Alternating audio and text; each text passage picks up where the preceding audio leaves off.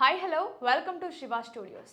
బంగారం ఇది కేవలం ఒక లోహం మాత్రమే కాదు, మన ఆడపడుచుల సెంటిమెంట్, లక్ష్మీదేవి స్వరూపం. అలాంటి బంగారం పొరపాటున పోగొట్టుకుంటే మనసు ఎంత విలవిలలాడుతుందో అందరికీ తెలిసిందే.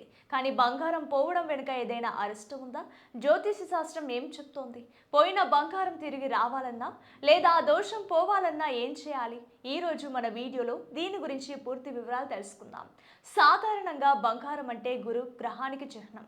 బంగారం పోగొట్టుకోవడం అంటే మన జాతకంలో గురుగ్రహ అనుగ్రహం తగ్గుతుందని అర్థం.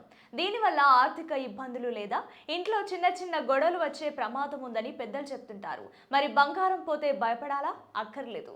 దానికి కొన్ని శక్తివంతమైన పరిహారాలు ఉన్నాయి.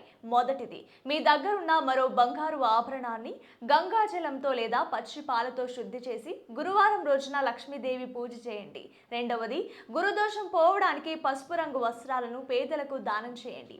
మూడవది, వీలైతే ఏదైనా దేవాలయంలో చిన్న వెండి వస్తువును హుండీలో వేయండి.